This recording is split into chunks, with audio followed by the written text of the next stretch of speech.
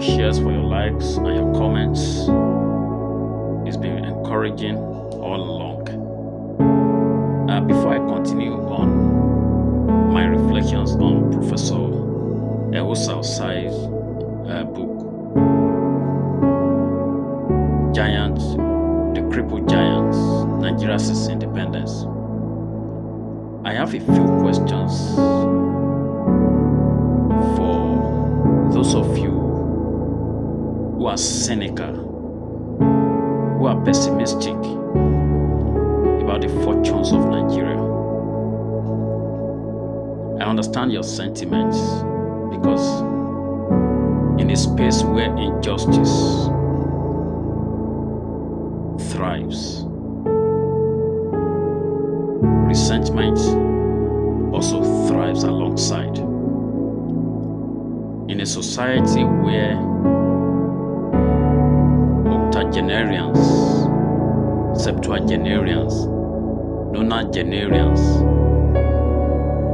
think they hold the power of adolescents, they hold the future of the young ones, especially in an age of technology that we are. Such a society will be on a decline. And I understand your pessimism, and I sympathize with it very strongly. But here is my assurance to you.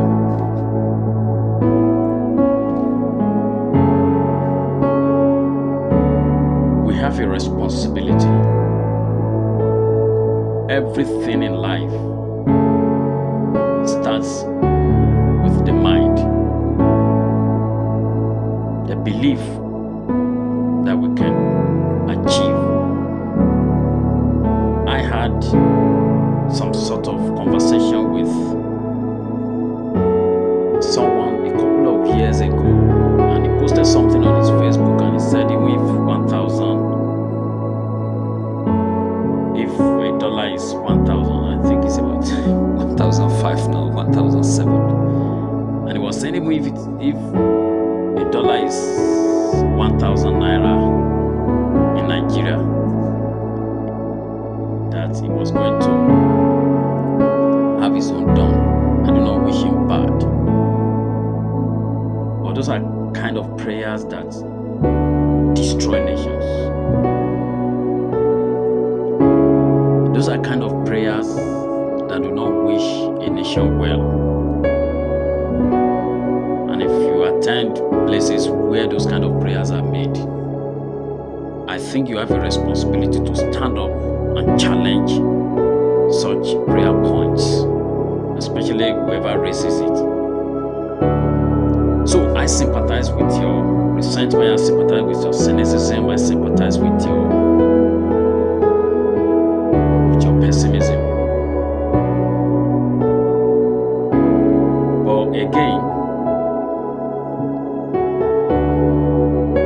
when you make comparison, because that's one of the issues we have, we say advanced nations, the developed world, the same countries, and I smile. Because if not for the sake of people like Thomas Hobbes, John Locke, imagine what the Great Britain will have been today. These are guys who came around in the 1550s, precisely the 16th century, 16th centuries. And it is their work that changed the fortune of the world. Think about Jean-Jacques Rousseau. Think about Galileo Galilei, who was executed by the Catholic Church. These were revolutionaries who engaged with ideas, who engaged their nation based on ideas, ideologies, principles, conviction. They knew that the journey was never going to be easy, especially the journey to nationhood. It's never finished.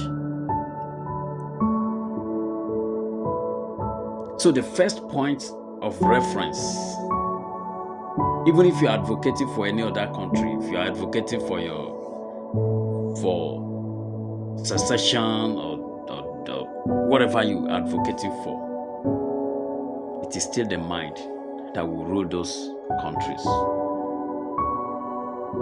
It is still human beings, because a space where human beings occupy can never be perfect. So it takes those who have the courage.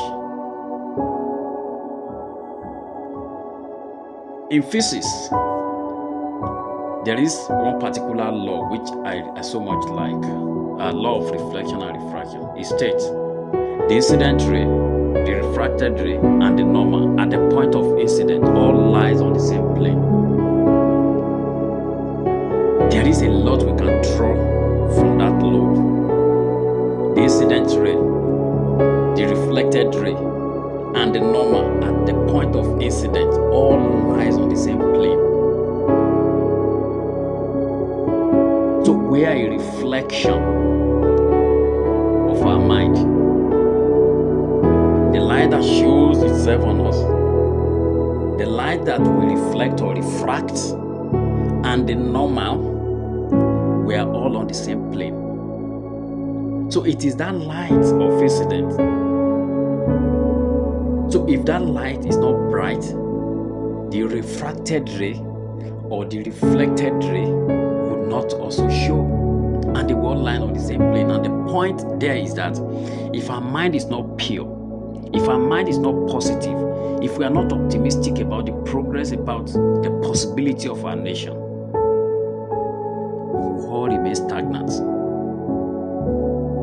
There is no policy, however brilliant that policy is, if the people are against, if the people are fundamentally and mentally against that nation, it will not work. The United Kingdom today that becomes the beacon of democracy and beacon of hope and beacon of advanced economy was never like this. There were time in the past, in the recent past, when you couldn't even travel out of the UK without the consent of the Queen or the King, whoever was there.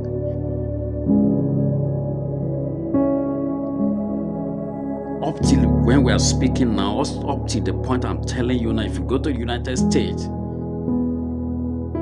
what is happening in South Chicago will marvel you in terms of racism, white supremacy. And I recommend a book to you, Thomas Frederick. That's a book that captures, this book was written in 2021, 2020, COVID-19, 2021. So it's a recent book. I'll find the title of the book. I'll post the title of the book in my next video, so that you can see that everything starts from the mind and there is no society that is perfect. The only thing is about the attitude of the citizens. And I encourage us, and I want to appeal very sincerely to have a change of mind. People die because of country. Immanuel Kant, Nietzsche,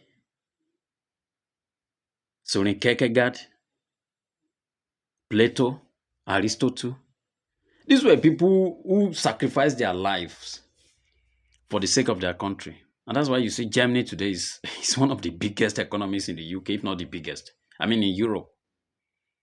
Ahead of the UK. A silent billion-dollar country. Nigeria can be in the shape and in the same economic power like Japan, like Germany, like Switzerland, like Luxembourg, like Singapore.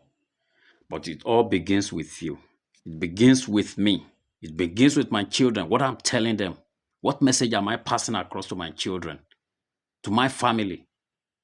Do not speak ill. Do not speak ill of Nigeria, and you shall be blessed. That's my message for you today. Thank you, and we'll continue to engage each other. Bless.